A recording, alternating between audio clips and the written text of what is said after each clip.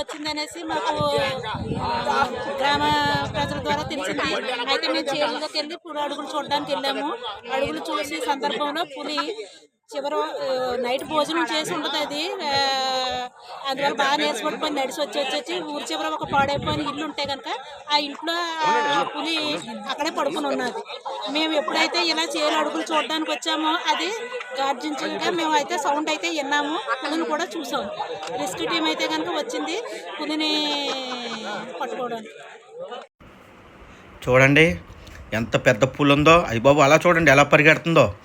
చూడండి, కూరమాపురం గ్రామంలో ఉందండి ఇది. చాలా పెద్ద పులి అండి ఇది. 400 కేజీలు ఉందండి ఇది. ఇది అధికారులు దాదాపుగా ఒక 15 రోజుల నుంచి చాలా కష్టపడుతున్నారు, కానీ ఎవరికీ దొరుకుతులేదండి. ఇది చాలా మన ఇండియాలోనే చాలా గొప్ప పులి అంటండి ఇది. మన ఇండియాలోని బీడ్ లేదంటండి. కానీ నిజంగా ఆశ్చర్యపోయే విషయం ఏంటంటే ఇది ఎవరికి దొరుకుతులేదండి. సాయంత్రానికల్లా ఏదో ఒక ఊరు చేరుతుందండి. నిన్నటి వరకు కేశవరం గ్రామంలో ఉందండి. కేశవరం నుంచి కూరమాపురం అంటే దాదాపుగా 30 కిలోమీటర్ల ప్రయాణం చేసిందండి ఇది.